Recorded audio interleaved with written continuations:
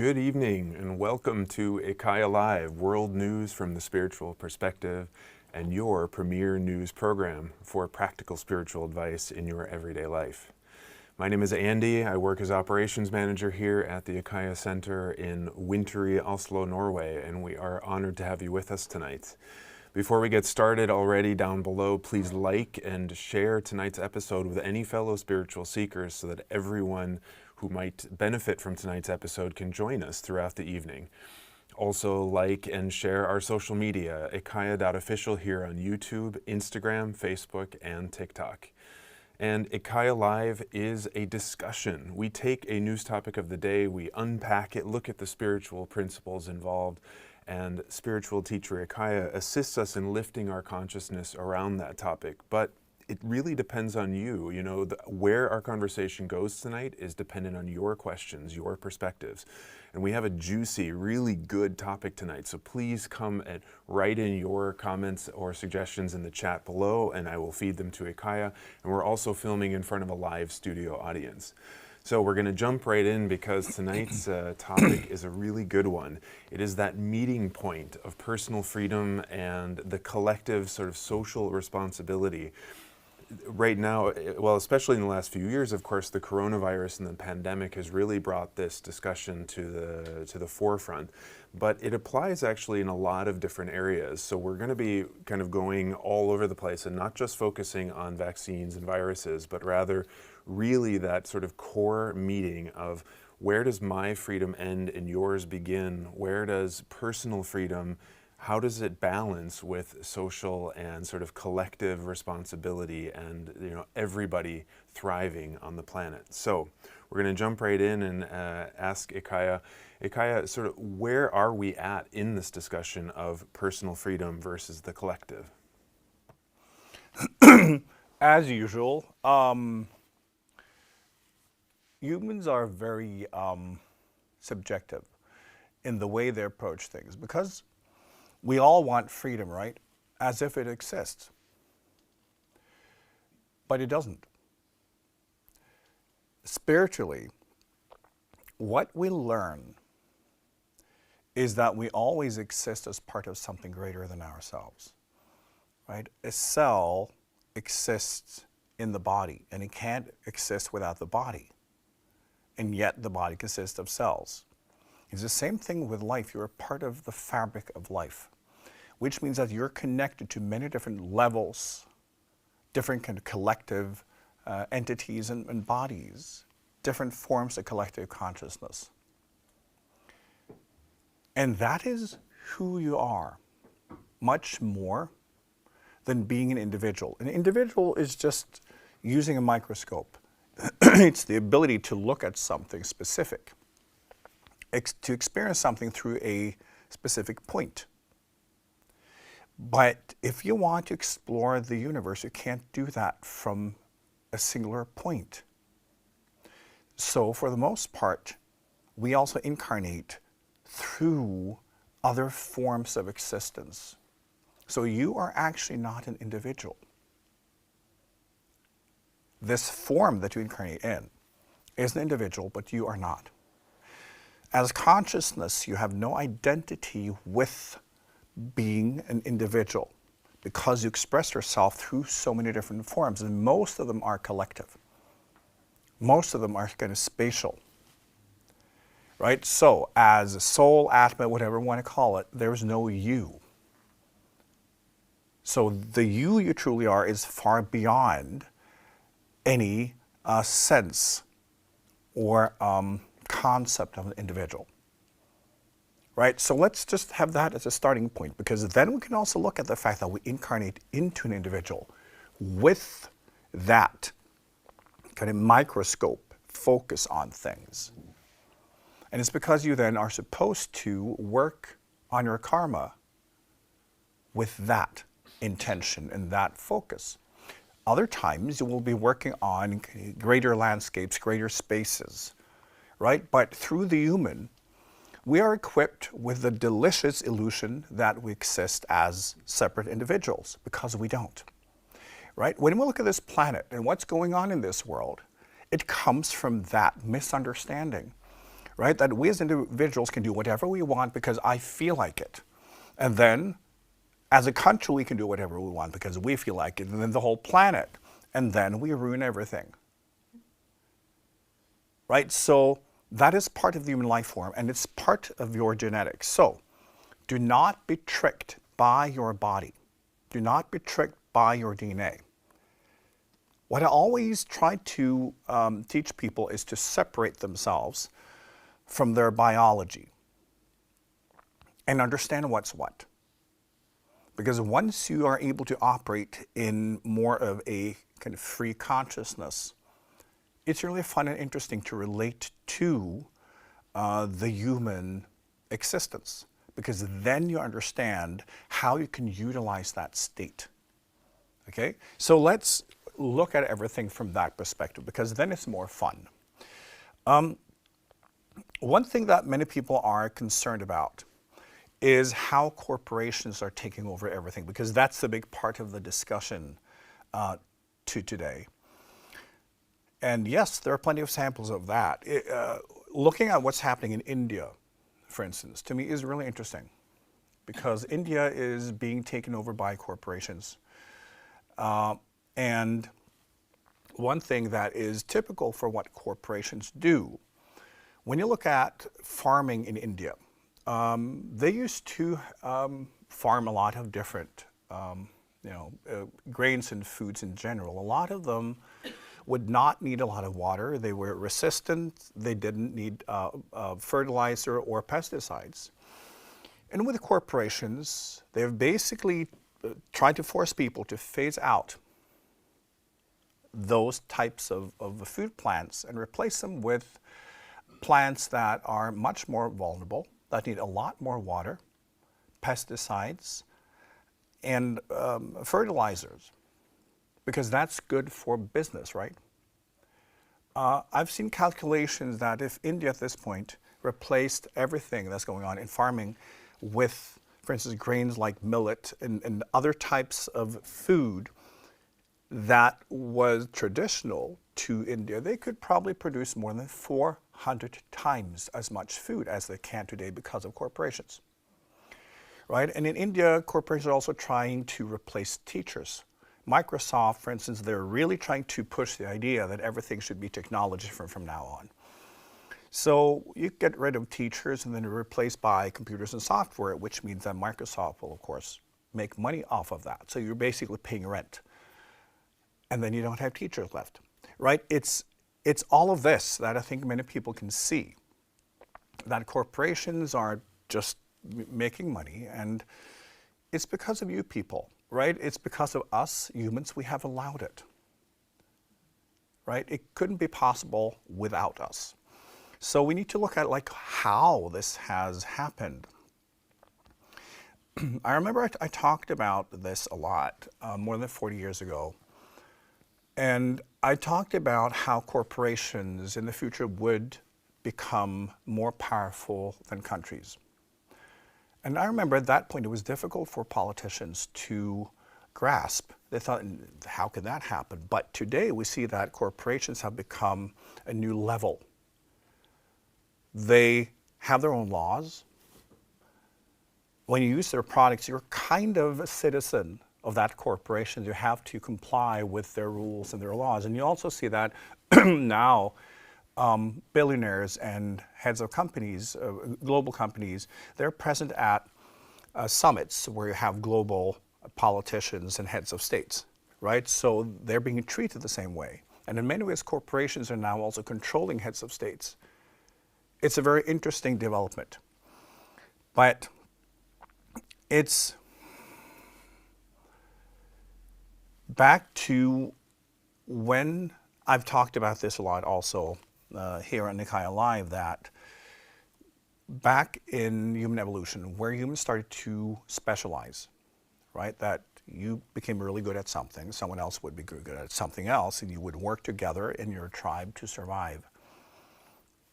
And then that develops, right? As civilization grows, you become specialized in your part, and you understand less and less of everything else.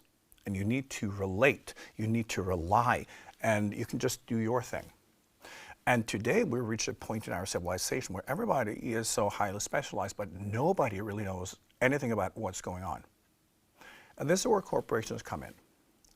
They can then utilize that and become these extremely large bodies of competence and knowledge and control, because somebody has to control all of this. And remember that humans are extremely hierarchical. It's in your DNA, right? We compete and we are hierarchical because that is that's the, in a way, the result and the consequence of being hierarchical. You get these steps of power and you compete. The corporations do the same thing. So in a way, they're just the result of how we humans have always behaved. And we respond to power by submission. We always do. Humans have always preferred kings and rulers. Democracy is very strange to humans because we have no genetics to support it. We have genetics to support dictatorships. Throughout human history, there's always been dictators, nothing else, right? Even in religion, it's always been dictators. We have that power structure. So, it's what we understand. Democracy is something humans really don't understand because you will have to be trained. It's part of our culture, but it's not part of us. What's part of us is hierarchy, dominance, dictatorships. So, we let corporations become that because it's in our nature. And when someone wants to be a dictator, we elevate them. Look at also what's happening in politics. People who care, who understand, who want to do good in the world. You know, they're thrown to the curb of the road. What people like are people who are very aggressive, who want to dominate strong people, right? Because that is in our genetics. It's biology. It's not very smart. Today. Back in the day, it was. Because you needed that strong person to be able to make everybody work together in a tribe, right? And make everyone kind of move in the same direction. But it's not healthy when we have kind of global corporations or large bodies of power influencing people the way they are today. But it's important that you understand that we are gravitating towards that because it's in our nature. Democracy and personal influence is not. Yes? We actually have a very relevant question because just yesterday, I think it was, Argentina elected a new leader who kind of prides himself on being kind of an anarchical libertarian, so sort of like maximum personal freedom, supposedly responsibility. But anyway, Hogna wonders how is that choice in Argentina contrasting with the trends that you're talking about, or is there something that we're not seeing in the bigger picture in Argentina? No, it's basically Argentina's been in deep shit for a long time now. The inflation is more than 100%. It's just, so what people want is then the strong man is I can change everything. Like he's completely incompetent. And he really doesn't know how to do anything. He's just that. He is a person who claims he can change things and he wants to basically destroy government and all of that. And when people feel that government has failed them, they want that to happen. This is also the secret sauce, not very secret, but also when it comes to Trump's success and people like him. It's natural. We want the tribal leader. And people like that, they seem like the leader of a tribe. They communicate like a leader of a tribe, and they simplify. Lowers things to a level where we can feel, yeah, this makes sense. The thing is, that is very difficult for humans to accept, is that our civilization is too complicated for common sense. You can't, when you look at science, you cannot understand quantum physics from common sense. You cannot comprehend anything in science today from common sense because our brains are not hardwired to understand anything but how to get food and procreate and do our stuff. We are very simple. We have reached a level of complexity where we as individuals cannot fully understand anything. And the interesting principle here is that when we look at the game of evolution, you're supposed to believe in yourself. I've explained this before. The strategy of survival is, let's mutate, let's just do random shit and see what works because we have no idea. That's how evolution works. So you're supposed to then come up with something and like, I figured it out. And then you just like do that. And over time, the ones with the best strategies will survive. That will become culture, they will survive, and the other ones will die out. So you are supposed to believe. This is also part of our religious brain. You're not supposed to use reason. You're supposed to come up with whatever and test it out and then die. Because you were wrong. But for then, that random mutation that works, it also takes for that individual or those individuals to believe. Right? So they will just like, and then it works. And not because they're smarter, but because that random mutation worked. So they have to believe. So this is the reason why. That without that strength and that belief, even the random mutations that work would not survive. But this will give us today an overinflated trust in our own capabilities. And we will believe always that I can understand. Like, look at the discussions people are having today, always believing that they know better than experts. Like, people have been devoting their entire life to study something and then, no, I don't understand it, so it must be wrong. Right? This is who we are as a human ape. And we're supposed to behave this way for evolution. But in a civilization, it's death. And this is also where we are in our evolution. We have to choose. Do we want to continue to behave like apes and die out? Or do you want to start behaving like consciousness and survive? And this is the big shift on this planet. Humans have the right to go wherever they want to go. But understand that we believe that we are right, that we understand, even when we don't. And you can easily see it with all the stupid people around you, right? But it's still, in us too, we're genetically hardwired to believe anything that basically is, that resonates with us, because it means that, yeah, this is basically how your DNA recognizes, yeah, this is our path, right? This represents us. So it must be true, because survival is truth, right? So you cannot survive normally. You will not be attracted to strategies that are not in harmony with your genetics, because that will not help you. And you will feel when, yeah, this is me. And then we're supposed to believe it. It doesn't matter what it is. But understand that we still have Stone Age genetics. And our civilization is extremely complex. And this is why. It's very difficult for people to understand, and they want to be able to understand, and therefore they choose people who are like them, who are as ignorant, and who claim they understand everything and can change everything. Of course they can't. They make everything worse. But it's natural that we want to believe that we are the real experts. So it's very attractive when we feel that the whole thing about kind of governance and the control has become so complex we can't understand it. Right? But then it goes back to the survival of the individual instead of the survival of the group.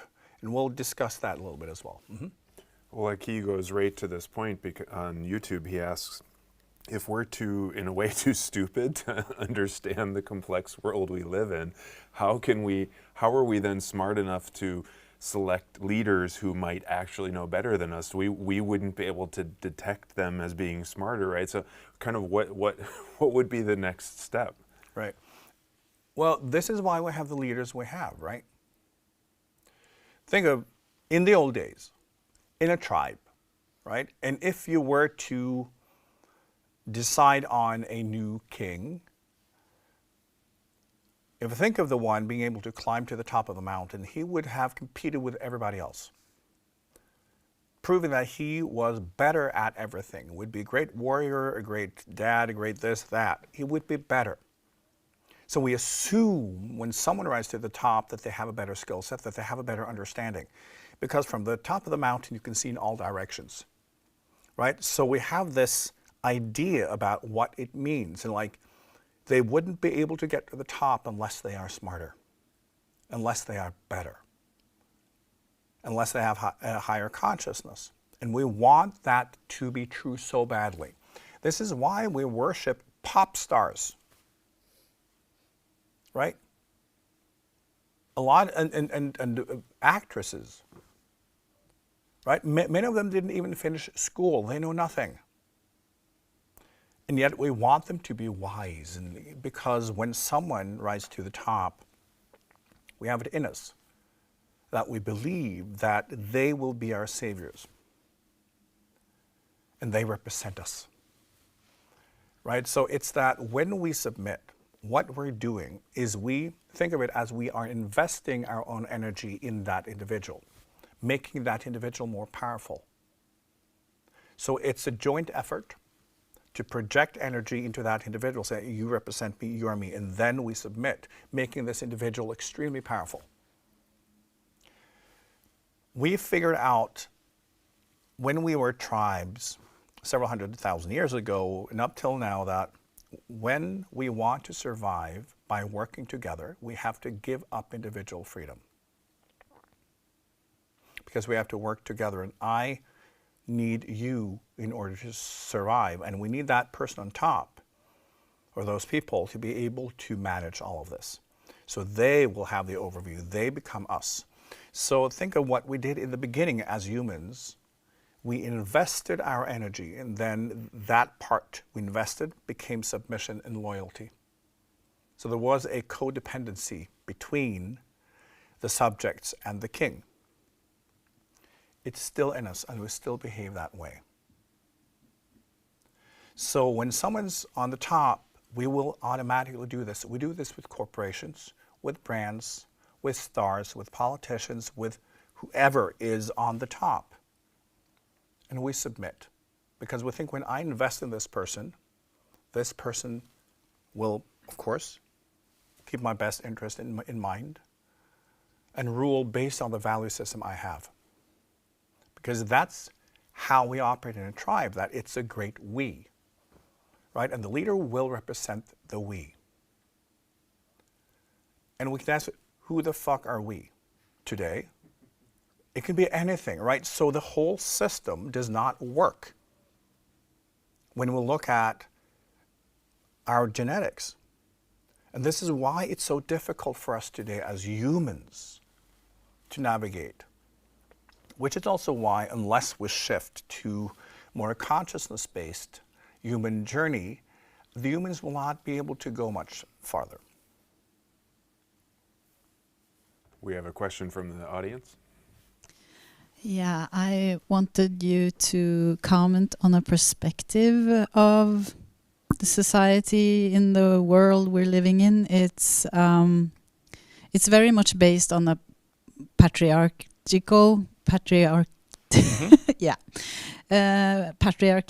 and like we see in Russia and China and those big corporations like Blackstone that have a lot of power.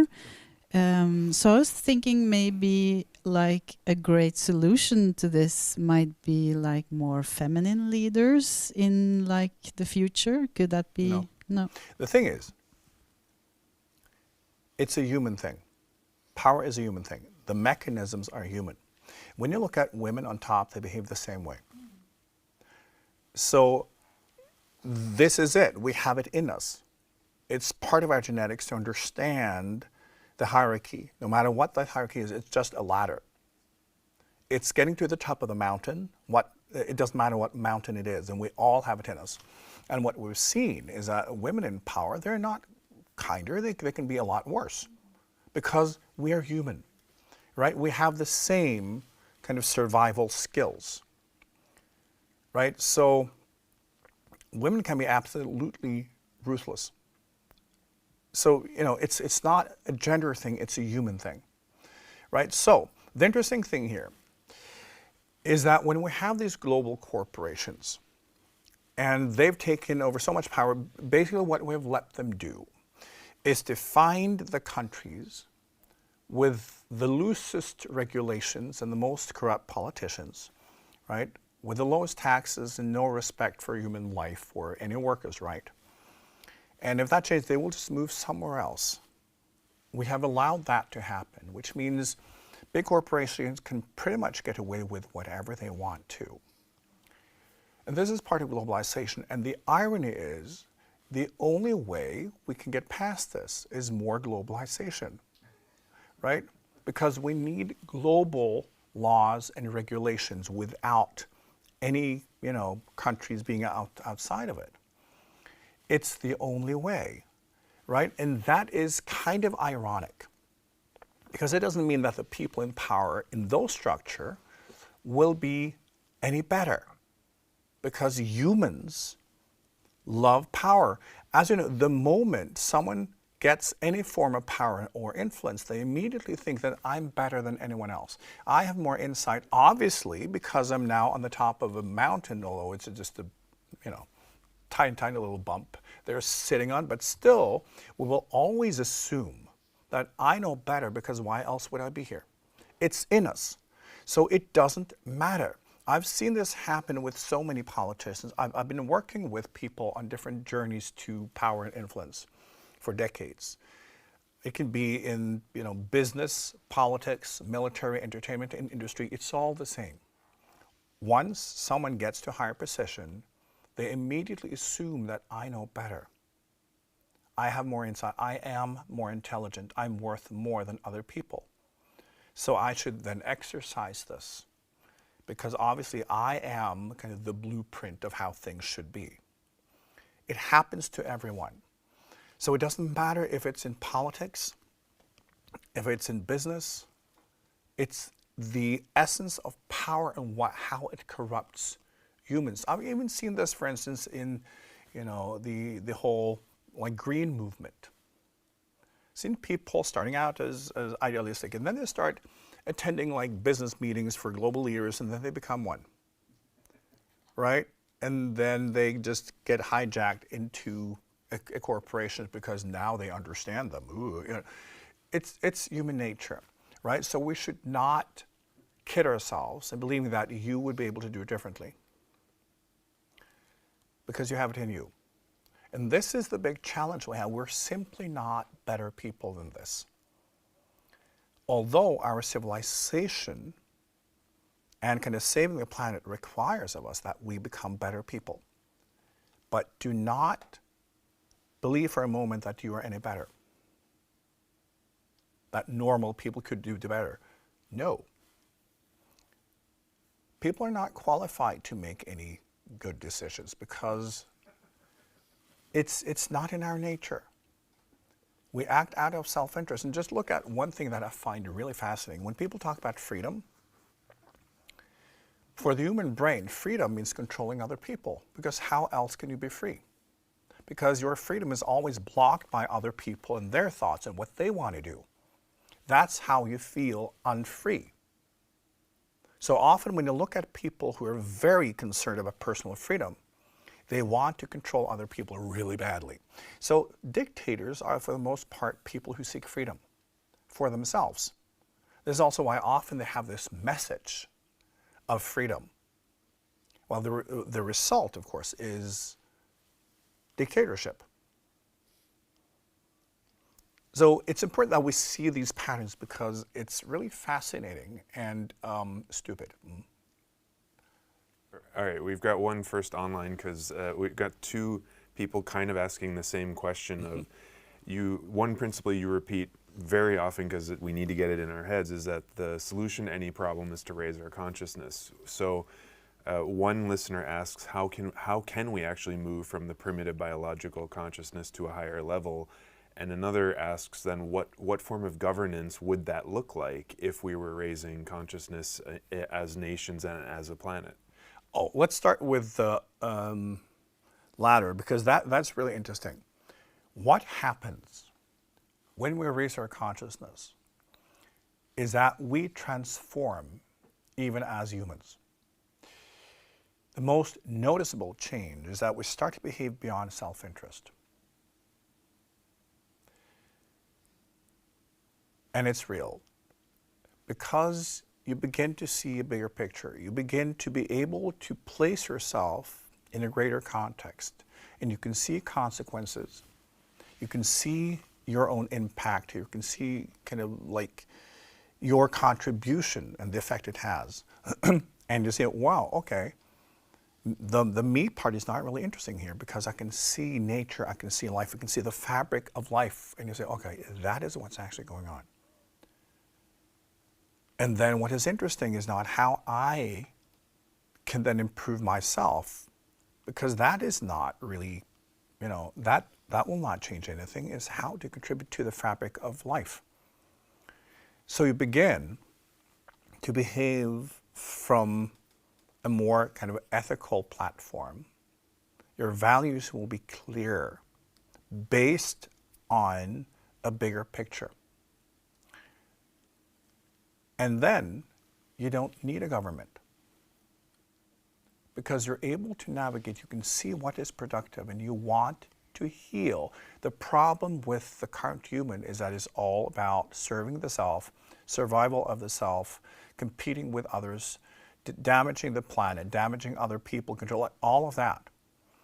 In a higher consciousness, that is gone. It's completely natural because you can see it. And there are examples, for instance, of civilizations in India several thousand years ago. Huge cities, huge civilizations where they did not have any government. And it worked. It was based on spiritual work, because then each individual will behave productively from themselves without anyone telling them, because they can see it. This is the big challenge today, as I've addressed before. The more laws we get, the more irresponsible people become, because we stop thinking, we stop reflecting. We do not take responsibility for anything anymore. This is part of how we also relate to brands and corporations. We associate freedom with having all the rights and no responsibilities. Right? I just want what I want, just like a child. So basically, when we then let go our responsibility, well, our leaders become parents. Corporations become parents. And since we have it in us that we are only used to dictatorships, that's in our genetics. Parents are dictators, and they have to be. We let corporations also behave like dictatorships. And when you look at corporations today, they have their own laws. You have nothing, try to communicate with anyone in the Facebook company, right? If something happens, try to get hold of someone. It's a dictatorship. You comply with the rules, or that's it, right? They control everything. It's a dictatorship. And the thing is, young people today, they are used to that. They relate to corporations a lot more than they do to their government. So then we get used to living in dictatorships, because when it comes to our products, our brands, everything that we see around us, that is our practical world, that is all the result of dictatorships. And we see it as a good thing, because we don't have to think, we don't reflect. So we want to be controlled, because then we don't have to take responsibility. So we erode democracy because of this. And this is also why young people say, democracy, meh. They just want things to work. Right? So corporations are a big part of why we're losing democracy in the West. So it takes responsibility, but it's important that you understand that when you do self-growth work spiritually, you naturally move into a behavior that is in harmony with life. You know what to do. You know what is productive. And everyone can see it. It's simply because humans have decided to go in a direction where we're getting increasingly stupid, where we're lowering our consciousness. We're lowering our practical awareness. We're not taking responsibility, which means that we have to be managed. We have to be controlled, because the moment there is no control, humans behave like animals. Right? We've come to a point where unless people are threatened, they will not behave nicely. So, as I've said before, when something happens and there's less control, the looting begins. People start robbing the stores. It's like there's no ethics, because we don't understand the bigger picture. We don't see that we should contribute. How humans have survived is that we contribute to the group. And then what we produce together is greater, right, than the individual results. So we invest in that and we give. We've completely lost that. So we are in a very low level of consciousness collectively right now. And therefore, we need more and more laws, because people do not understand why they should behave ethically, why they should have values, why they should contribute in any way. They think that they should be appreciated, right? And other people should give them. So we've come to the point where it's not about contributing, it's about I deserve something too, right? Everybody should adore me and love me and respect me because I am me, and that's more than enough. I'm giving and contributing because I am me, which is complete and utter bullshit. So we need more and more laws, more and more control. So this is on people. And look at also, when it comes to physical stores, you see this a lot in the States. There's so much shoplifting, right? That stores are closing, or they need police present. We've come to that point. Giving those people freedom is insanity. They need more control. And we've come to a very strange point in human history, where I said the solution to globalization gone bad is more globalization. The solution to where we are at now is not less control, it's more control, because people are behaving like animals. They have no sense of direction, no sense of right or wrong. It's just whatever I feel, whatever I want. And a world cannot work that way.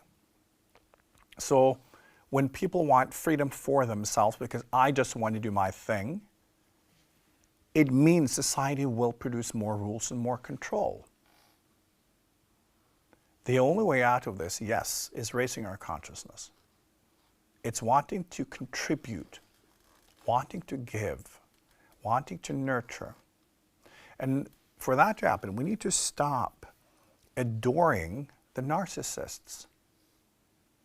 Like the whole influencer social media thing, all of that, which is basically about feeding people's egos. That's a career. Bringing young people up believing that they should be appreciated and loved without having to do anything.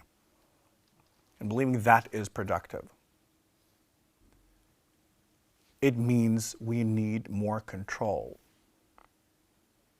Right? And look also, when manufacturers of microwaves how to write on them, please don't put your cat in there, right? And if not, they will be sued. And we behave like that across the board.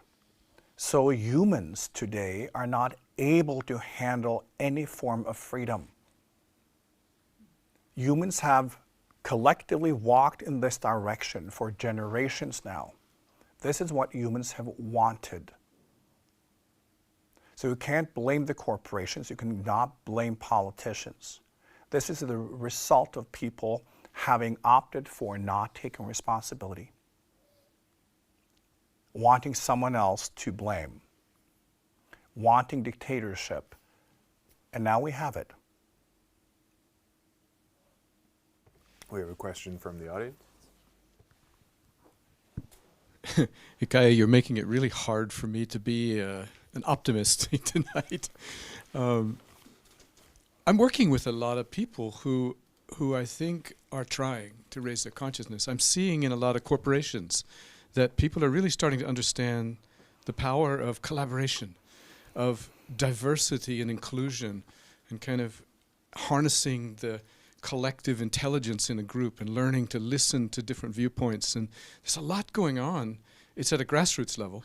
It hasn't trickled to the decision makers on the board of directors in all these companies, but there's still a lot going on.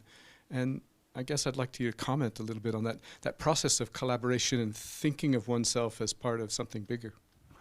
This is part of a random mutation. When we look at it from an evolutionary perspective, that's what's going on, right? Because right now there are so many different strategies of survival being tested. And we need to remember that as a collective life form, as a planet, we are recognizing that we can't go on like this. This is a crisis, and crisis and stress will cause mutation, because what is stronger than our need to destroy everything is our will to survive. So we are mutating now, right? This is also part of the spiritual awakening, and that's also part of the mutation of humans. And some people become fascist, some woke, some this, that. It would go in all directions. It's part of mutation, right? And we're all supposed to insist that this is the solution, right? It's a big experiment and it's fun. But this happens when nature recognizes that, okay, this is death, right? So part of lifting the consciousness on the planet is that more and more people are finding new strategies, also by recognizing that what we're doing, we're killing everything, including ourselves. We can't go on like this. So, just like part of the mutation is also lowering consciousness, it's also lifting it. So there are a lot of individuals, we talked about this a lot, more mature individuals incarnating on this planet now. So, over time, this will go well, but it's not because of the current humans. Remember that a lot of the kind of souls incarnating on this planet now, they will move on to incarnate someone else, somewhere else. So it's the same life form, but with more advanced souls. And you can see it in many kids, many younger people. You have both. You both have individuals in a very low consciousness. You also have individuals in a more mature consciousness. And they incarnate to lift, which means we need innovation, we need new technology, new ways of being together, because even our civilization, the way it operates, cannot continue. So people also experiment with how to create different types of civilizations, different ways of being and living and producing together. Yes, and there are a lot of fun things going on, but it's also the result of the crisis that we are in as a planet, and that is getting worse and worse, which will accelerate the positive mutation as well. And it's gaining momentum, but we're not there yet where we can see it's taken over, because it hasn't. It's still, as I say, like it's a grassroots level. There are some also companies and entrepreneurs that really make it based on the new type of consciousness. But overall, as a planet, we're still steering everything off the cliff, right? Most likely, there will be enough higher consciousness individuals incarnating before we hit that point. But humans, as a life form, has the right to decide that, yeah, let's self-destruct. There are a lot of beings and cultures that are watching and taking part in assisting, because all civilizations have to move through this point. Remember, humans are still a very young life form. So humans will not be a mature life form until, if you think of normal evolution, in about 1 million years from now. Right? We're still a very young life form and trying to figure it out, because humans have still not become a consciousness-based life form. They will. This is a transitional phase where a lot of strange things are happening, and I'm loving it because it's so absurd. And it's so surreal when you look at how the human mind operates, when it obviously is very unproductive when we look at what's happening in the world, but still humans can't quite figure it out. They will, but with a little help. So it's also fun just to look at this and say, this is not, we are not doomed at all. It just looks that way. But we need to look at ourselves and also understand how much our biology dominates our minds, right? I also, in spiritual work, we need to understand evolution. We need to understand our DNA, our genetics, our body, our mind, because so much of what people believe to be spiritual is simply biology. We need to go beyond that. But we can only go beyond it once we recognize how much of what we think is spiritual is simply biological processes. All right, so we've got a question online about the role of AI, and will that assist us past this point of stupidity? But related to that, though, because another solution that especially is popular in the modern spiritual community is to simplify. I'll just go off grid, or I will, kind of withdraw from all the complexity. So if we look at the AI, that super complexity versus the often spiritual desire to withdraw and simplify, which one or both might assist us? Now, the thing about living off-grid and all that is, yes, when we simplify, it's not spiritual, it's genetic. When you are in trouble, right? When you find yourself in a territory that you don't understand, what your brain will say, well, let's go back to the basics. This is what triggering is all about. When you get triggered, you see your true behavior. It's not what you have cultured in yourself, what you have refined on a good day, right? It's the bottom line, because that has made you survive. So the thing is, we go back to genetic programming. Remember that what you learn as a human throughout your life, that is culture, right? That is as a DNA pending. It's how you change and adapt, and that is supposed to then be transferred to the next generation if you have kids. So when you don't know what to do, your genetics will take over. It's important that you understand this because it happens more and more. This is why we are becoming more primitive. Because you are an animal, right? What your DNA has learned throughout evolution, that's in the bank, right? That is the foundation. It means like, okay, we know how to do this. So whenever you do not understand how to survive, that will take over and your brain will switch. So you will go from the cultured, learned behavior to your genetic one. So when you're stressed, when you're afraid, when it's confusing, all of that, you're supposed to then go back. If you go back, maybe 1,000 years or more, maybe that would happen a few times. Now it will happen several times a week. And because of the systemic stress, many people will then move back to genetic programming completely. So, and this is also why we can see in our culture, well, you have education, your culture, you're supposed to know how to do this, and then they behave like they lived several thousand years ago with a value system that is highly questionable, where they embrace brutality, dominance, right? All of that. This is what fascism is. It's that, back to our genetics, because we're genetically programmed to be extremely brutal, right? So that's what we know. That's what is in our biology. And that whenever we feel we don't understand, that is our safest bet as a life form. So this is why it's happening. We're then kind of moving back to that. So when we want to simplify, it's because we experience life as being too complex, and our DNA understands a simpler life better. It's easier to navigate, right? But we also have the culture part, trying to learn, trying to grow, trying to improve, trying to adapt. Because moving back means you're not adapting. But it's because your DNA will say, well, it's too many risk factors here. So I will just like go with what we know, what we've learned over the last million years or so. So this is the whole off-grid thing. It's not, oh, I want to be free. It's your DNA telling you that life is too complex, and I will go back to my basic programming.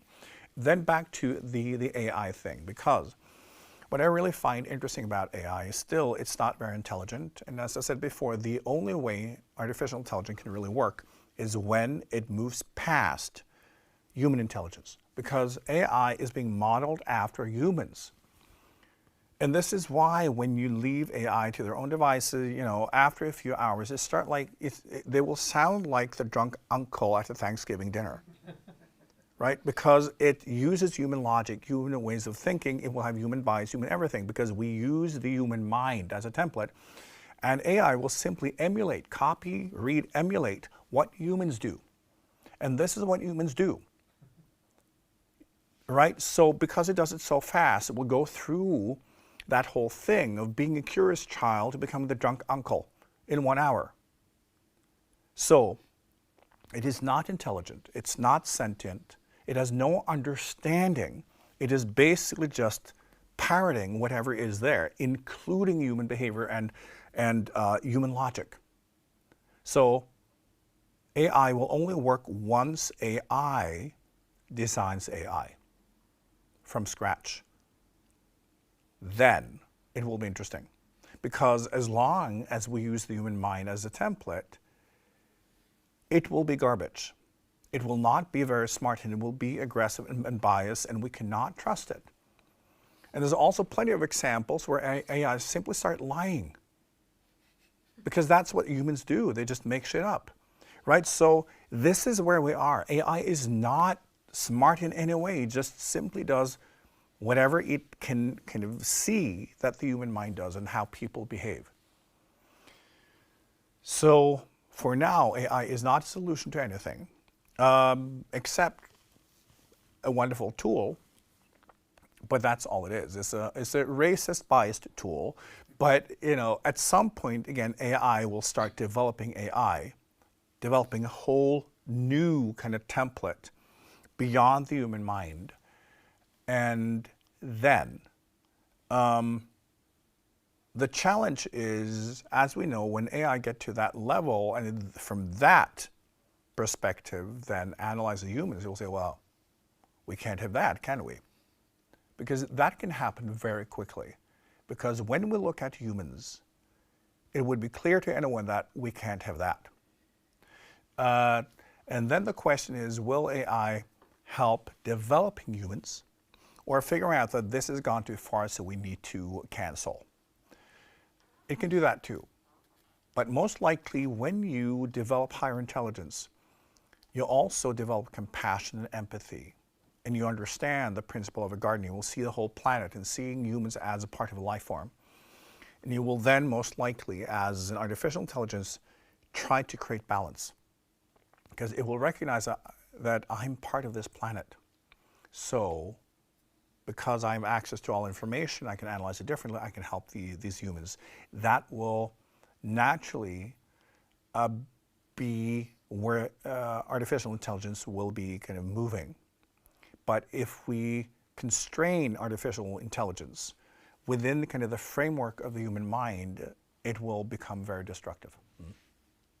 So back to simplification for a moment, because a medical doctor from Germany, she's actually wondering, can we apply simplification differently than genetically? Because sometimes in science, for example, when things get really complex, they simplify their models and can sometimes achieve breakthroughs or insights that they wouldn't or weren't able to do as it was more complex. Is that possible here? It's the same reason, because we're stupid. We are not hardwired to deal with complexity. Our brains are linear, so we like simplification. Our brains have been developed based on detecting food, having sex, killing stuff, doing one thing at a time. The abstract part of the human brain is a very, very small part. The consciousness part is even smaller when it comes to real consciousness, not just the biological consciousness. So even for scientists who are used to dealing with very complex things normally, they can't even see it unless they make it simpler, because that is how their biology can recognize things. So it's for the same reason. We are simple beings pretending to be intelligent and complex. Right? So complexity is, of course, when you start dealing with life and dealing with our civilization and science, things become very complex. But I've talked with so many scientists over the years trying to kind of crack how to move like past and to understand and see things. And yes, it's too difficult. What I try to teach them is then expanding consciousness, so they can, from consciousness level, relate to complexity. And then their like human simple brain can then start understanding it. But again, the need for simplification is always biological. Spiritually, what happens once you expand is that you have a higher capacity for complexity. Many of you have had experiences in higher consciousness where you can see whole landscapes, you can see kind of patterns of movements, and you understand it in that state. But once you go back to your kind of normal horizontal state, you don't understand what it is you understood, because from the biological position, it's too complicated. But it's wonderful in higher state, you can totally get it. You can see, again, patterns in math and expressions that are extremely complicated. And it just makes sense, it's very simple. So it's back to awareness and expansion. That is what it takes. The thing is, the more complexity you get, the simpler it also gets. Now, and the reason for this is basically if you want precision, just as a principle, it's easier to find the precise kind of midpoint of a big circle than a small one, if you were to kind of guess, right? Because the bigger the circle, the more likely it is that to hit somewhere in the middle. If it's small, you will be off, simply because it's more difficult. So the bigger the landscape, the bigger the complexity, the more you can see what it is about, right? It's the same thing when you place yourself in a big context and you can see yourself, your thoughts, your emotions, your actions, based on how the complexity works, you get it. It's when you can't see that it makes no sense, right? So we need to relate to complexity, but our human brains are limited. And this is also where we have reached in human evolution, that our DNA needs to be upgraded. Our brains are not smart enough to deal with this. So the only way forward is consciousness, and that changes everything. Through a higher level of consciousness, you can also develop a higher form of intelligence. You can rewire your brain, you can retrain your brain, and you can have insights and understanding that can be translated into horizontal expressions, right? So spiritual work can accelerate your ability to adapt. You can go through hyper-evolution through spiritual work in ways you cannot possibly do through your biology. So Cassandra on YouTube, she's got me curious because she's wondering if the Minoan culture of Crete or Kreta 4,000 years ago, does that culture have something to teach us about how to deal with this point? Well, there are many of the cultures in the past that, because they were also under kind of alien influence, Again, we've come to that point where we don't have to pretend that did not happen. So there are many of these old cultures that were under the influence of other cultures, were part of assisting humans forward by, teaching them how to grow things, simple science, all of that, to get humans started. And as part of that, often they had the balance between spiritual practices and life, because spiritual practices were also part of what they were taught. So part of doing what the aliens did was trying to expand the human mind. And again, letting humans go through accelerated evolution by then trying to influence how the human brain operates, and by, even a thing like kind of yoga, it's not from here. A lot of the earlier kind of spiritual teachings in India, they were not human, right? This is why it works, because humans did not come up with it. So it was really about how to accelerate the evolution of the human mind.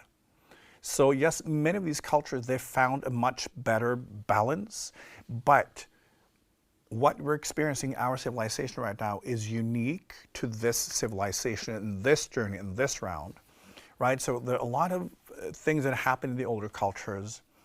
If you took the most skilled people from those cultures and placed them here and now, they would not be able to figure out what to do, right? We need to relate to what's happening now and adapt to that and experiment also spiritually to get the most out of it, because this is exciting, right? When things are going south, it means everything is opening up, right? So it means we have to go back to personal responsibility, because we have really pushed the illusion of not having responsibility.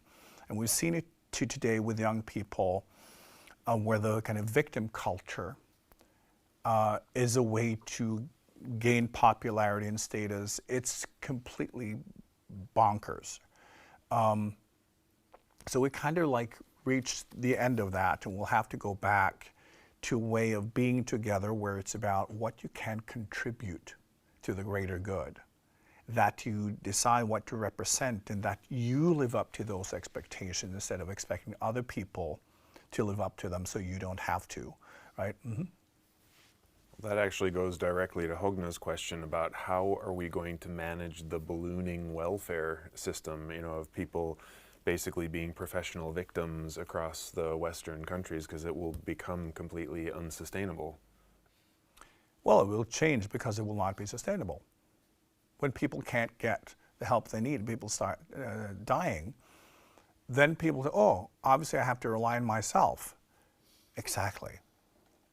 So then people will take better care of their health. They will want to survive, because again, when we have created a culture where you win when you're a victim, we get weaker.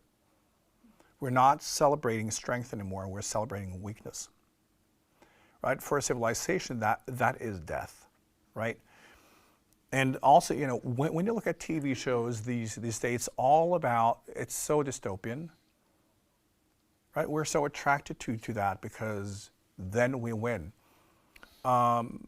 It's not healthy, and it's that it will correct itself, because once everybody wants to be the bigger victim, there's nobody else left. Yeah, we need to take care of ourselves. So this will adjust itself, because this is just silly. Right? When people feel that they don't get the attention they want, they just make themselves an even bigger victim. And I've explained the mechanism before, but for those of you who haven't heard it, is that there are two major ways we can win in the game of evolution. One is by winning through merits and achievements. And if we can't do that, we can be the bigger victim. Because in a tribe, if someone gets hurt or injured, everyone will have to help them, because in a specialized community, we need everyone to survive. And that's been the key for human evolution and success. So when, for instance, the hunter gets injured, it's in the interest of everyone to try to contribute to the healing of the hunter. It's that. And then we figured out, I can cheat. You know, because then I can get the benefits. Ooh, because that's survival too. So, right, so we figured out how to then be the victim, and then we can win, because then we get, you know, we are entitled. And then we can order people around, because the thing is control. And being able to control other people, that is the ultimate sign of survival, because when you have people who will do what you want them to do, it means that you will always be fed, you will always be protected. You will be the last to die, right? And it's that.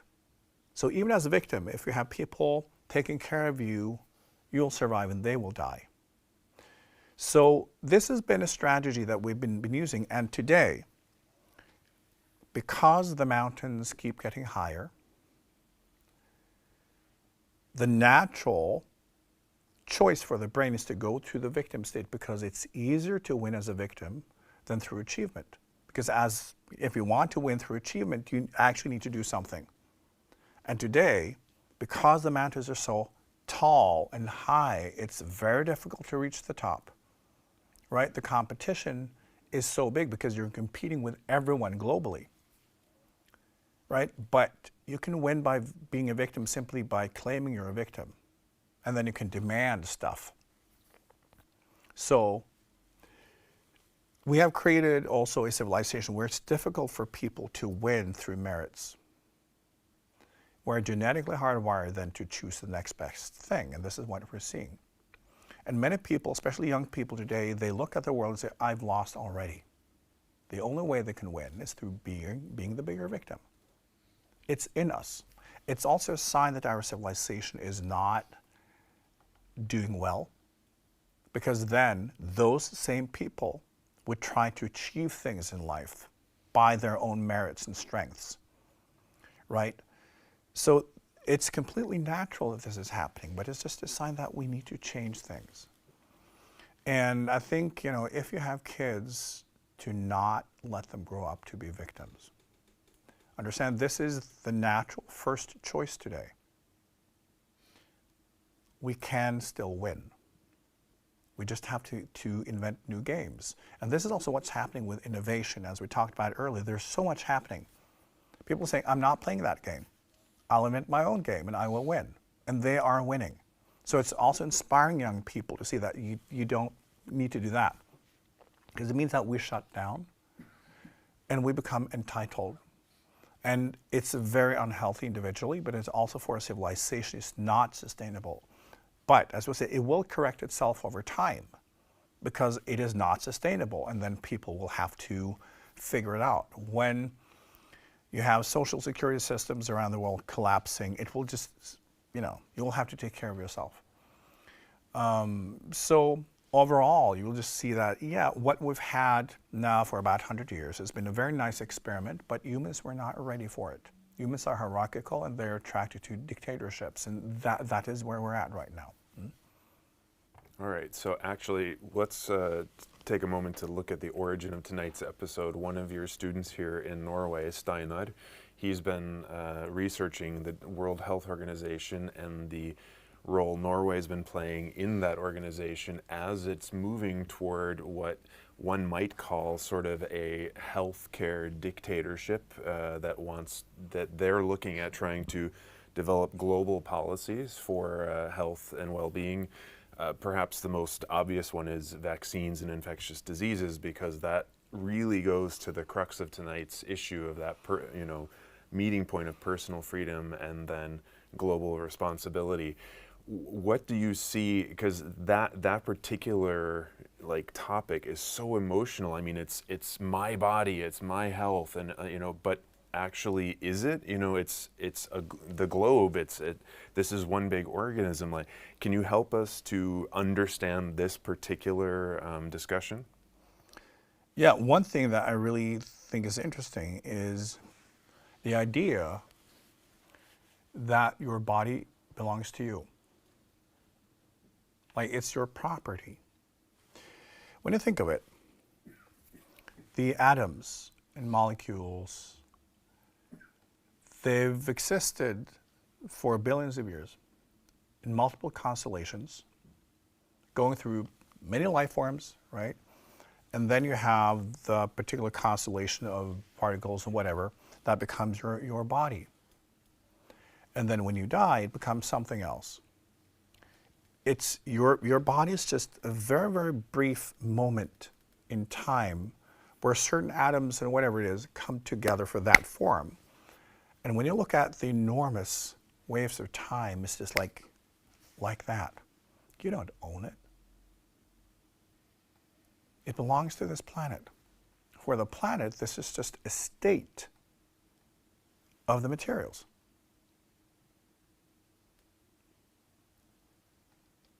It completely belongs to the body of this planet. It is this planet. And then you incarnate into it. You're a guest, you're a visitor. Your body does not belong to you. And when you think of collective process, think of that what is in your body has probably passed through billions of different life forms and expressions before it became you. And any moment now, it will dissolve and become something else. So the idea that this is something and it's you originally, it's just nonsense. It's just looking at kind of swarms of particles in the universe, and then there are different constellations for a brief moment, and then it moves on. That little thing, that's you. You don't own it.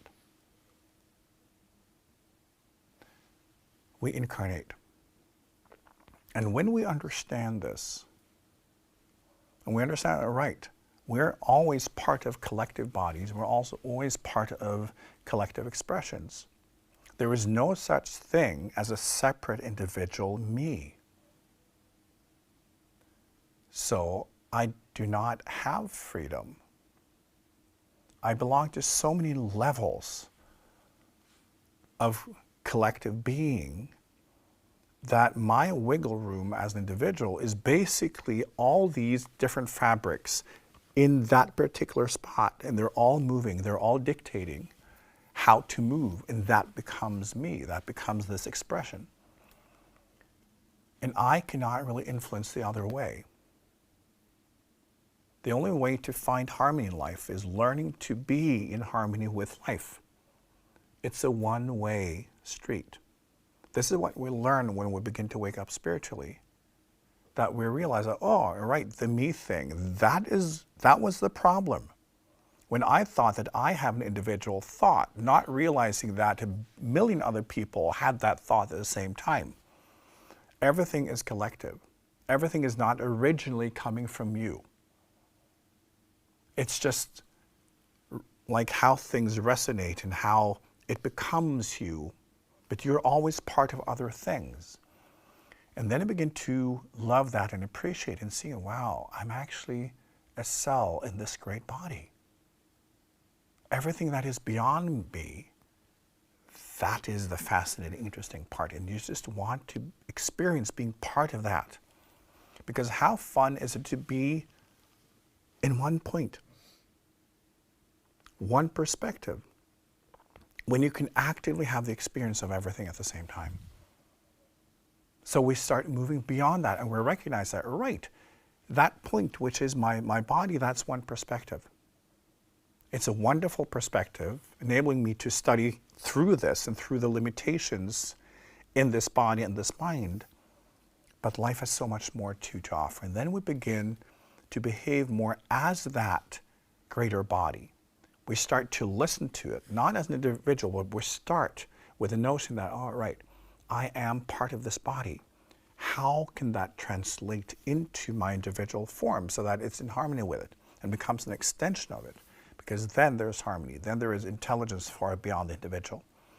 Right? So we begin to move in that direction. And the concept of freedom disappears completely because you're going to say, oh, right, that is just the ego wanting to do whatever without consequence. The concept is impossible because we're connected to everything else. And it's the connection and that network which is life, which is who we are. And that begins to take over. And then you look at, that wanting freedom as humans, you start seeing it, oh, well, that's based on a misunderstanding. And this is also why things are going the way they're going. Because humans do not behave as kind of a fabric of connectedness. Because then they would make very different choices, right? But we're getting there, it just takes a little time. So, when it comes to vaccines and all of this, back to humans not being able to make good decisions. Humans being animals, humans taking less and less responsibility and just want to do whatever because I feel like it, right? Which means, yeah, it needs to be managed. What I often tell people, and what also alien cultures that are present, often what they say, which is so funny, is that humans are obsessed with the idea that someone is controlling them. And so, like, who the fuck wants to control humans? It's like herding cats. When you have individuals and they are all just full of themselves, they're completely blind to anything beyond their self-interest. And then you have 8 billion of them. Why would it be in anyone's interest to try to control that? What would you do with it? Right? You are not that interesting. You're not that important. So controlling you is like, okay, I'm controlling you. Then what? How is that productive? Right?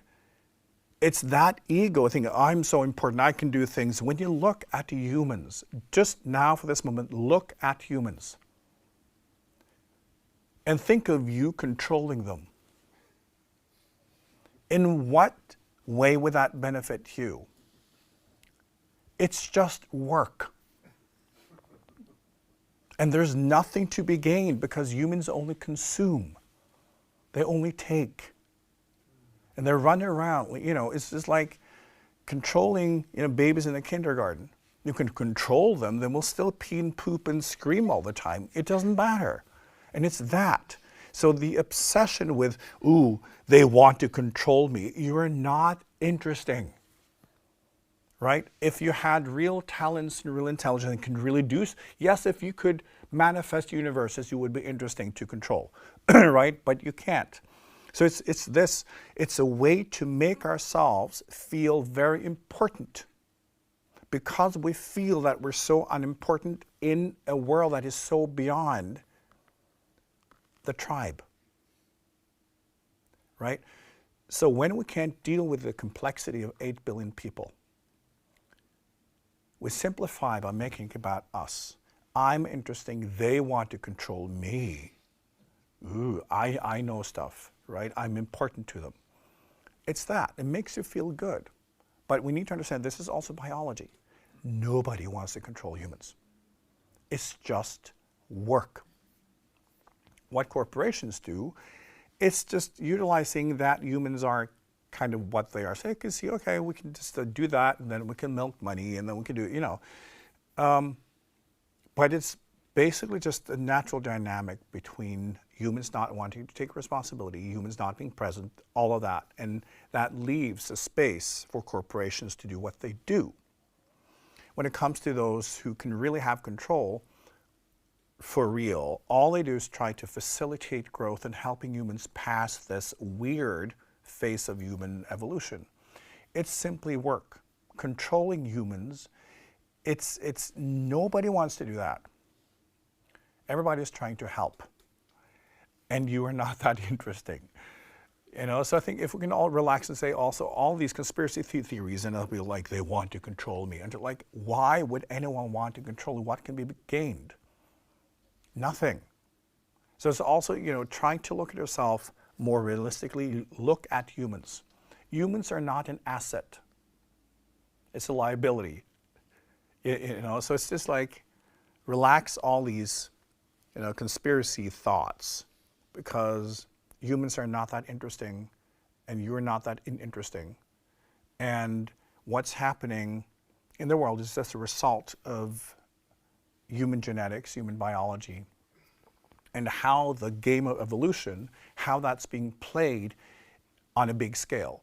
It's still the same games that you've been finding in human evolution for several 100,000 years. The only difference now, it's global, but it's still human nature. There's nothing new going on, and that's the problem. We need to let something new happen, which means we need to raise the consciousness and to move into a culture that will heal the planet instead of destroying it. Mm-hmm. Did we still have a question in the audience? Yeah. I was thinking from the perspective of nutrition, Mm-hmm. because I find it really interesting the way you said that when it comes to complexity, the human brain is very limited. And I can also see that when I observe nutrition and the way humans are like interacting with that field. And so I was thinking, is it possible to raise your consciousness so that you can sort of have both perspectives at the same time, like finding that point where you can be like invite your higher consciousness to be active while you're living your everyday life, so that you can be a more conscious being. I'm trying to do that, and it's really hard. So I was wondering, is it how long?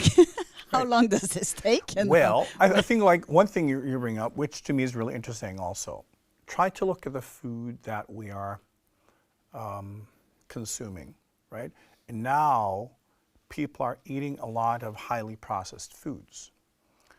Why are they doing that? Because we're living in a highly processed world, highly processed thought, highly processed emotions.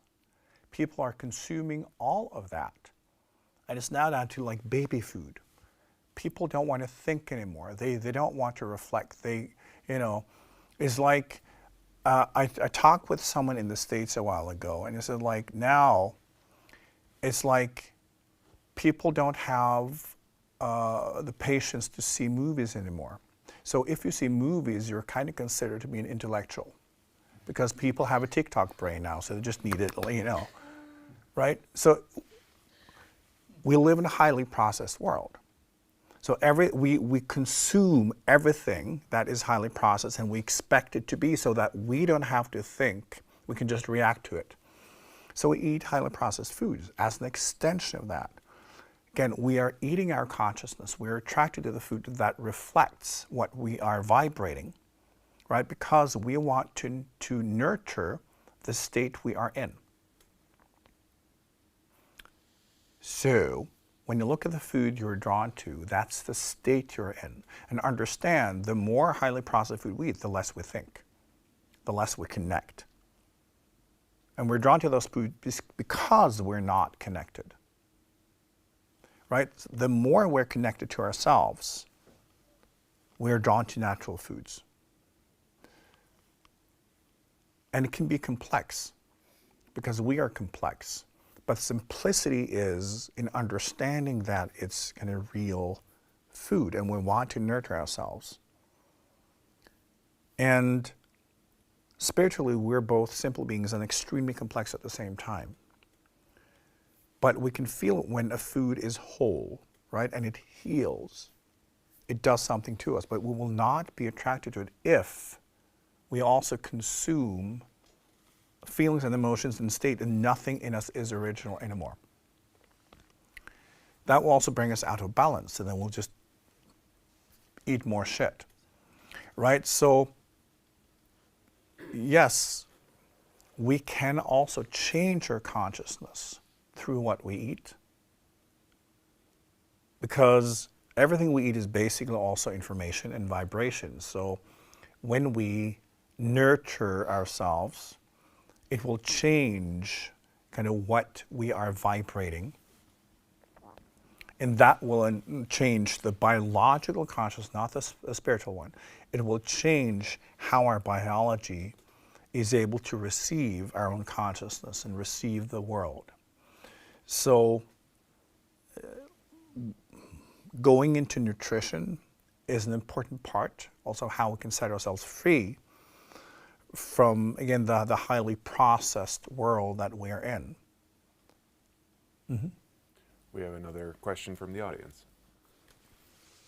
Hey, a little bit back to the conspiracy game, but more in the pharmaceutical industry, because there are so many people who, feel like they are running the show. And it would be nice to get some perspectives on that, because I guess it's connected to not taking responsibility in many ways. And also, maybe coming back to the vaccine Right. and thoughts Yeah. around that.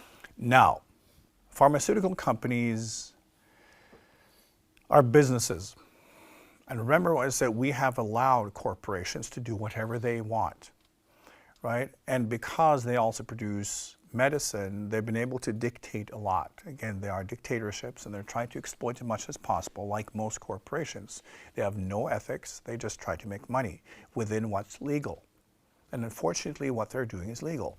Now, for instance, when you look at the average pharmaceutical company operating in the States, they use several times more on lobbyism than they do on developing new medicines, right? It's just a very small part of what they earn that goes back to research. Most of it is being used for bailouts and payouts and, you know, all of that, and lobbyists and that whole machinery. Very little goes back to developing new medications, because it's a business, and this is how they make money, right? So it's understanding that people are people. Human nature is not better than this. We, again, have the notion that when someone is on top, oh, they are wise, they're not. They cheated. We made a system where people and companies can cheat. So we, as people, allow them to do so because it reflects our own consciousness. So it's part of this kind of religious thing that we have in our brains, combined with complexity. We can't get it. We need someone to take care of it. And once someone takes care of it, then we can relax, because then we just imagine they know what they're doing. So I don't have to pay attention anymore. And then we become the victim. If something happens, then I'm a victim, because then I can have control. It's the only sense of control we can have today is by being a victim. It's how we can say, no, they did this to me, right? Because they have no idea what they're doing. So it's, again, we're back to being pulled into the victim state through these big corporations. But of course, there are no conspiracies. It just looks like there is, because humans are quite similar. And as I often say, when you look at a lot of the people on top that went to the same universities, right? They come from the same families, right? It's that. They belong to the same networks. So they all know exactly what's in their best interest, because they come from the same type of culture. So they don't have to talk to each other, because humans are not really that similar. Most people, if you take any person and place them in that environment, they will become exactly the same as the rest of them. So exploiting opportunity, being as greedy as you can, that's human nature. It's how we survive. How you win the game of evolution is by being as brutal and greedy and aggressive as you possibly can. As I said, human nature is terrible.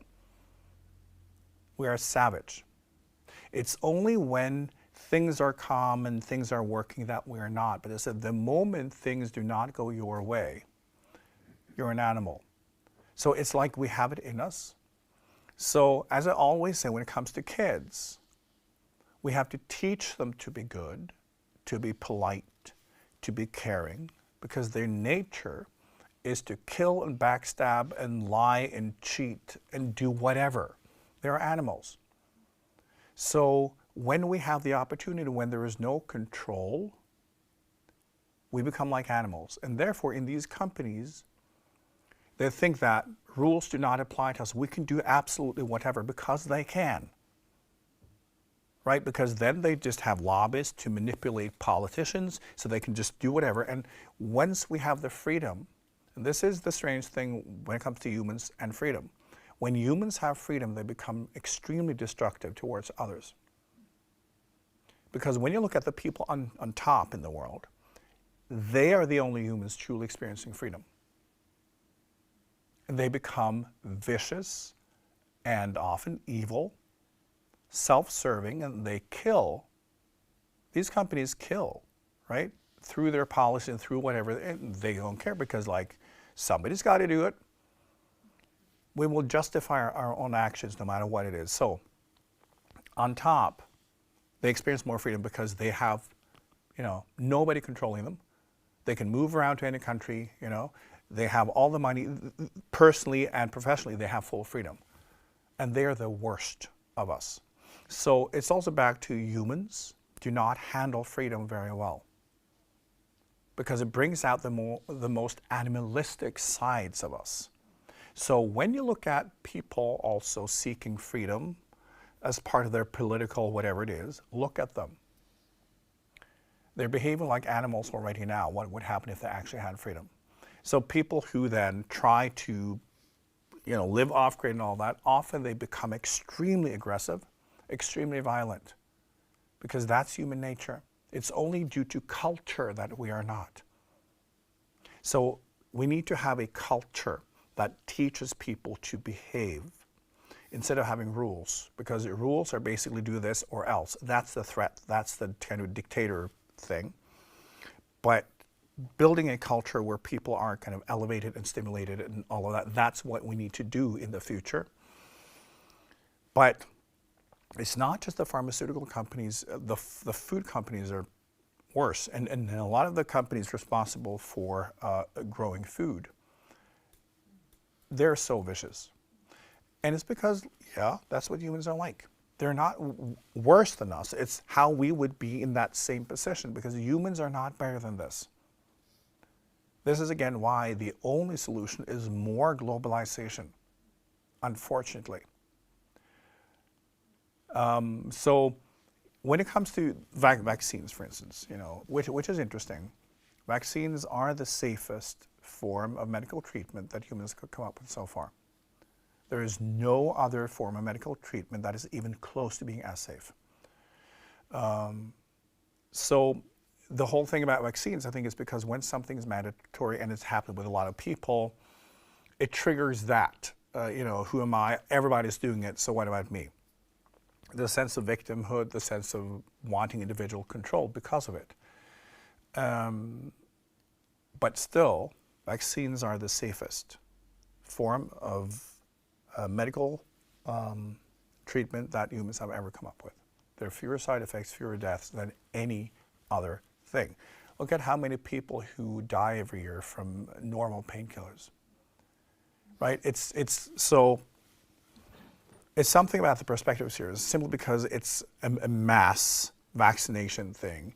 This is why people are reacting, because you see kind of the scenes of that mass control, all of that. But we are already under mass control through corporations, through our lives. People don't want to have responsibility.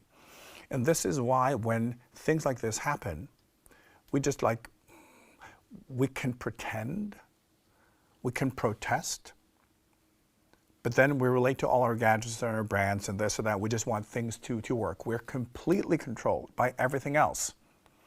And then we rebel against a thing that can actually help us, while most of the other things are actually harming us, right? Just look at the food. Why are we not being rebellious against food companies?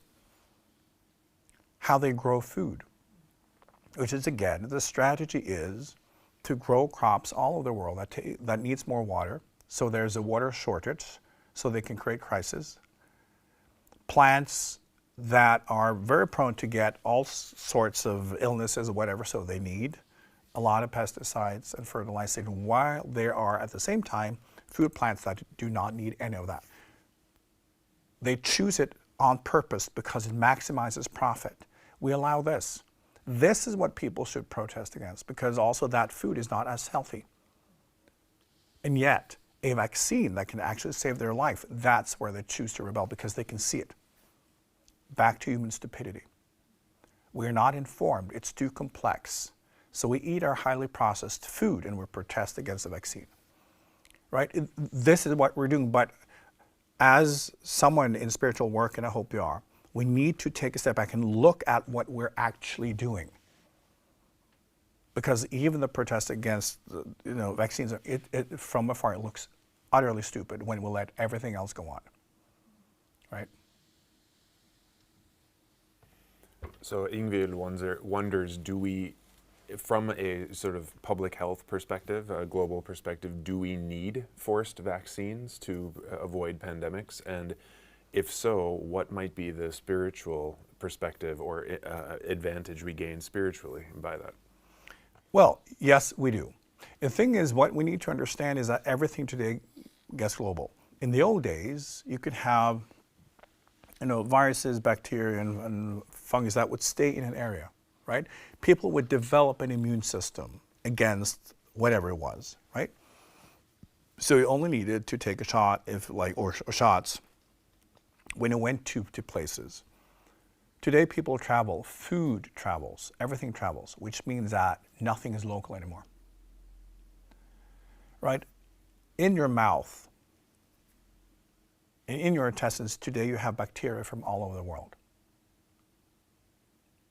There is one example that I find particularly hilarious, is I think we all today have in our mouth bacteria that originates, I think, from a South African sheep. And its anus.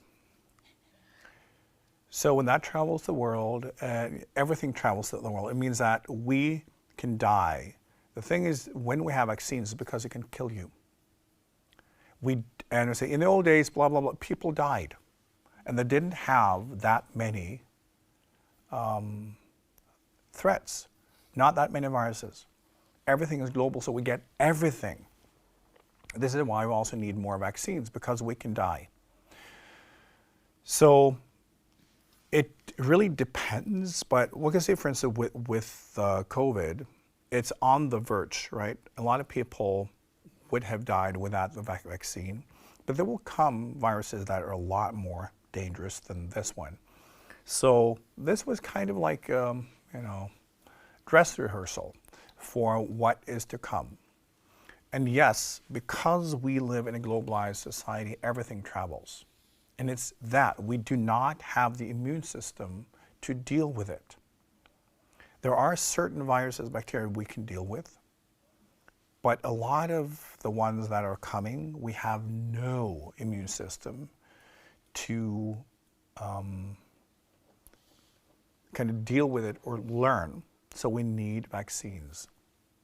It's part of living here. When we incarnate, you look at your incarnation, look at wherever you incarnate, and whatever's going on, that's what you incarnate into. Everything is fine. There is never anything wrong with anything. You choose where you incarnate because of how things work, because it also represents your own karma. So, part of when we rebel, we're actually just screaming towards, into our own mirror. We incarnate where we do because of everything, because that reflects our own karma. And that responsibility is always personal. So if all these vaccines and what's going on was not part of your journey, you would incarnate somewhere else. Right? And it's also understanding is that we do not have freedom as individuals, as people. Individual freedom is a new invention. When you look at human history, did anyone ever have personal freedom? It's a new invention. It's a thing that really came after the Second World War. And of course, some rich people before that had personal freedom, but in general, people did not. And even rich people, they related to etiquette, they related to their families and what was expected. And being rich could be extremely difficult because you had so many rules to follow. You had no freedom. So humans have never had freedom. It's a new invention. And we kind of now believe it's always been that way. No, it's not. It's a new invention and it will disappear because it's not healthy. Individuals have always been part of families, communities, and it's how we learn how to be part of the universe. by having to relate to collective bodies where we cannot make decisions on our own. We have to also comply with how to achieve harmony, not just in our family, but also in our community. It's always been that way. So today we say, like, fuck that, I'm just going to do me. You still belong to the universe. You're still part of all of this, but you pretend that you're not. And that is very unhealthy. And it's not a natural state for humans. So that is not freedom, because you're still karmically bound to the consequences of everything you do, even if you can't see it or relate to it. So by being in these collective bodies, humans have also been going through spiritual training in understanding that I can't just do whatever I want. I belong to greater bodies, and I'm studying the relationship between me and what I want and what works for the greater bodies. And it made better people. Whenever we do what we want or get what we get absolutely terrible. We become the most horrible version of ourselves because we feel good and we can be generous and nice for as long as we get everything we want. But we lose the ability to deal with confrontation, dealing with when things are not going our way. And we see that, right? People who go through hardships, their tolerance level for others are a lot higher than people who get everything they want, right? So it's not healthy for us to make our own decisions on our own, doing our thing. We can do that in between, but it's not what develops our qualities or talents. It's when we have to relate to greater bodies, always. And we will go back to that, right? The very kind of self-centered culture in the West, it will not continue. And remember, it's only something we find in the West, not in the rest of the world. And though the West is dissolving, so it will go away, and it will be more family-oriented again. Okay, our last question relates to one of your primary courses that you teach is IKYA Aligned Crystal Healing. And currently with the crystal that we're studying with, the primary principle is about leadership and long-term goals. Florian wonders, how could we, because tonight's conversation has really been about that we operate on short-term goals and gratification, instant gratification and that kind of thing. How could we flip the script on that and have globally and individually focus on long-term goals and leadership? And Caroline in Germany then adds also, how could I lean into ways of collaborative thinking and working that go beyond hierarchy and all of the short-term ways of thinking that we suffer with? Well, I will start by kind of addressing both of those questions and talk about the movement and why we become individuals and what happens after. Because when we are in a more primitive state, we're always in a collective. So whenever we enter a new space, new level of consciousness, we will be completely dominated by the collective because we have no idea what to do. So we will absorb by observing, copying, right? And then we get to a point where we need to find our own thing, and then we will move out of the group, because then we need to kind of crystallize, who am I in this? What am I to do? After that, you're going back to the group. But then you have your unique function. Then you understand, what is my essence? What is my purpose in this? And then you bring that in, making that available so that when other beings are then studying, and when they are in that copying phase, they can also copy you, because then you become a template also in the collective spaces. Right? So it's always that we need the collective so we can copy and figure things out, and then we extract, then we are the individual, then we kind of go back. And it always kind of moves like that. So the individual exploration has its purpose, but it's for the purpose of you becoming fully aware of what you are and your uniqueness, and then that has to be applied and become available. And this is also how we can show more leadership. It's always taking responsibility for ourselves. As in this culture, it's number one, eradicate the victim state completely. It's such a big part of our culture, but in our minds, we need to decide that we are never victims, ever. No matter what happens, no matter who does something to you, you're not a victim. It's part of your own journey, what you're studying, what you need in order to grow. Take responsibility for everything always. That's kind of the first step. And then understand that you're not really an individual. Being an individual is a state. You're mostly part of greater bodies, and you then experience that collaboration and that exchange. And those kind of networks and greater bodies, that is a more natural state for you as Atma or soul to be in. And it's easier once you start identifying more as that, a network and information and consciousness more than an individual operating from a point. You will be surprised to how easily it is for the brain to adapt it.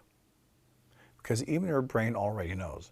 Remember, throughout human evolution, the human life form has related to others. It's always collaboration, always working together, always being in different collective bodies.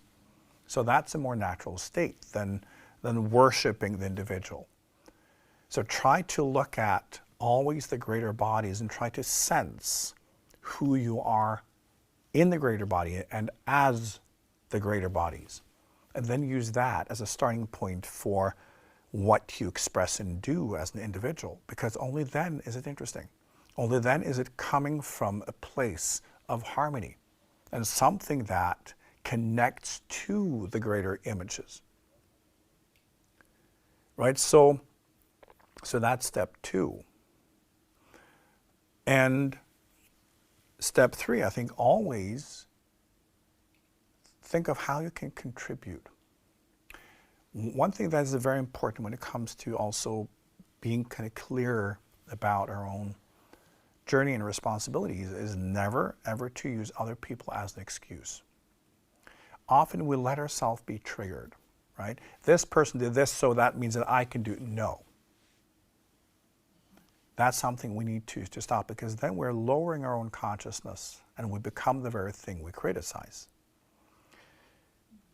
As I always say, when we see something we don't like, well, then don't be that. Because that is the default setting in the human brain, that we become that. So take a step back and decide, like, what do I want to represent? If I recognize that this is not what I think is right, well, what is right?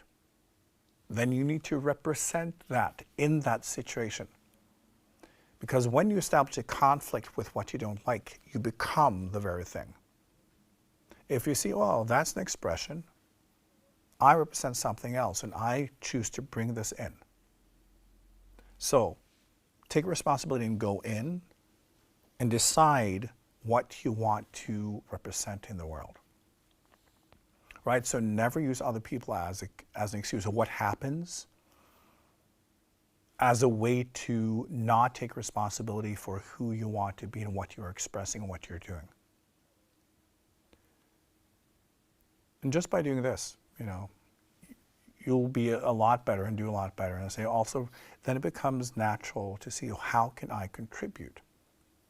Because as we all exist in many different larger bodies at the same time, is what we can give. How what we do can be productive beyond ourselves and our own self-interest. Right? And we all have it in us. But it's always trying to look at what you want and the ideas you have and filter that through, well, how does this benefit the greater good? How does this nurture the greater bodies I'm in? Because then sometimes you will make better choices. And also understand that there is never anything wrong happening, because whatever happens, that's the expression of the consciousness of the ones doing whatever it is, and they are then co-creating with the ones who are in the receiving end, because they are gravitating towards it because they need that too. This is also why there are no victims. The victims are always co-creating what's happening, because it's simply two perspectives of the same event. So there's no reason really to criticize anything. It's just understanding that, well, okay, this is how the consciousness and the different points of evolution in this exact setting are expressing themselves, and it's just a fact. How can I nurture? How can I facilitate? How can I be part of what brings healing and growth? Not from seeing there is something wrong with it, but seeing, well, there's potential for improvement. How can I then take responsibility for my part and try to bring something in that can lift, that can pull it forward? Right? There is nothing wrong ever going on in the world. Even when you look at the world today, because everything is wrong. No. It's the expression of the consciousness of those who have incarnated. And the only way we can figure out that what we're doing is not productive is by experiencing that what we're doing is not productive. And then we will get stressed, and we will have fear, and we will mutate, and then we'll find better ways. It's how it works. So we always need to start, if we want to contribute for real, by recognizing and respecting that what is happening is necessary. Otherwise it would not be happening. But we can still contribute, because when we then add something of a higher consciousness, well, then it changes the soup. It changes the outcome. So you have the responsibility, if you see that there's room for improvement here, either actively contribute to lift the consciousness or shut the fuck up. You have no right to criticize other people's expressions of their karma and their journey. You have the right to nurture and to heal and to assist everyone in growing and figuring things out, but you cannot do that unless you love them, unless you love and respect the actual expressions that are taking place. So the key is always back to the heart, back to love, back to respect. And understanding that it starts with us. And recognizing you chose to incarnate on this planet, in this life form, in that exact body, at this exact time, because it represents your own journey.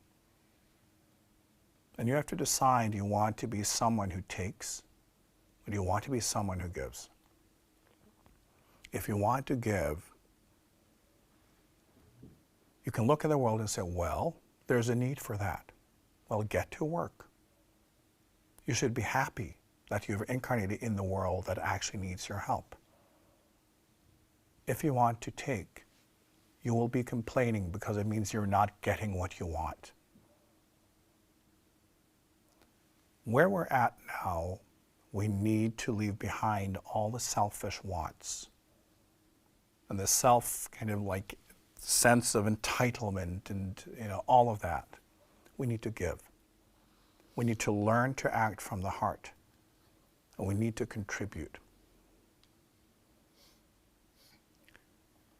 So taking responsibility for our life and how we operate, that's where we start. No excuses, no justifications, just responsibility and love, and doing everything we can to contribute so that what needs to grow, what needs to heal, what needs to be expressed can do exactly that. And whatever the outcome, whatever the manifestation, you will love it equally. Because for the universe, every single moment, every single manifestation is simply yet another child of the universe, yet another child of God. It doesn't matter what it is. When something manifests, it's absolutely necessary for someone. So grow into this state. Take full personal responsibility for being part of greater bodies. Understand that you do not exist by yourself as an individual. You are far, far more than that.